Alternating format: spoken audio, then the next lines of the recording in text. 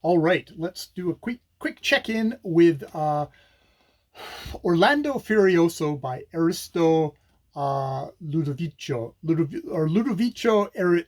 God damn it! I got to get my.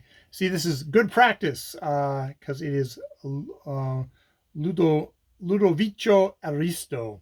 Ludovico Aristo, uh, Canto 2 of Orlando Furioso, where, wow, just continuing all the crazy, just branching of the tales because, yeah, we quickly wrap up the fight between Ronaldo and the Sarsian, because she gets away. She finds a hermit who's a magician who sends a sprite back to tell them, oh, she's taken off with Orlando, Count Orlando, and they're laughing at you, and they're going to go to Paris.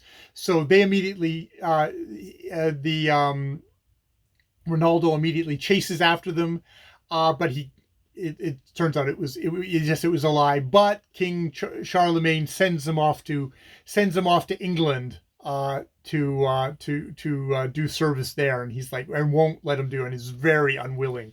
So there's that, and then we go says, oh, but let's kick back. So yeah, so we get, but many threads are needed for my tale, and so to weave my canvas as I please, I'll leave Ronaldo and the plunging prow and turn to talk of Bradamante now. So it's just like this kind of crazy, all this different little branching of stories. It's I mean, and the pace that it's told, and I love epic poetry that just rhymes. It just, you get this kind of, we're galloping along on the horses as they're galloping along on the horses. Um, and We get Bradamante, who comes upon this knight of woe who's crying and is just is yet again terribly upset. And he tells a tale of how his fair maiden love was abducted by a winged knight who swoops down and snatches her up and carries her off. And before he knows it, he's just looking up and she's being carried off. And it's like, oh, God damn it. He chases her. He chases them along, weirdly plots, leaves his army that he had responsibilities to behind. Again, when take chivalric tales, when you have this thing of there's a choice between love and duty, you always pick love. They always pick love. They always pick love, which is, maybe that's the fantasy element for audiences at the time, because I mean, duty was everything. So having all these people always picking love is maybe just kind of a release that way. He can't get up there. He doesn't know how he would get up there. Two knights come along. One of them is a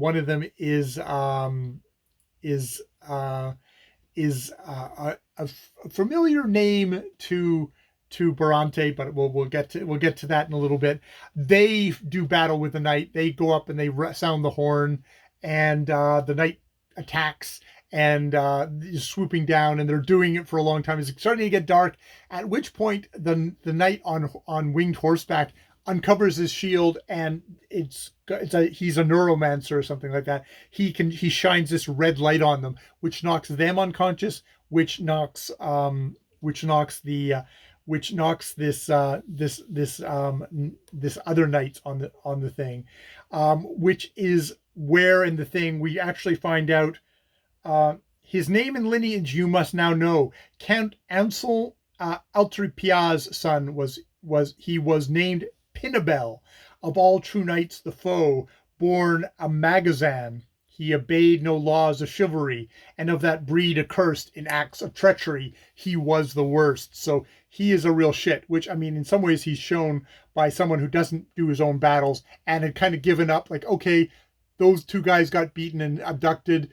Oh, well, I'm not going to get her, so I'm taking off. And that's where he's at when Barante, where Barante gets him. Now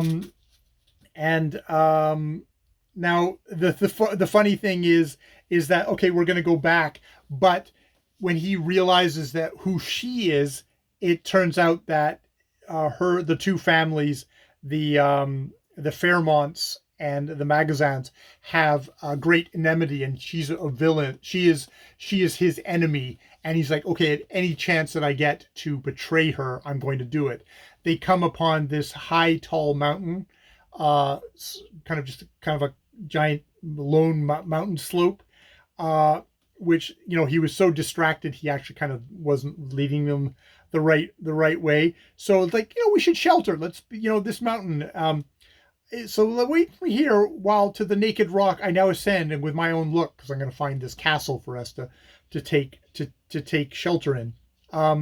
What he finds is that it's got an opening at the top, and it's like it drops down, and you know, she's kind of suspicious, so she follows him.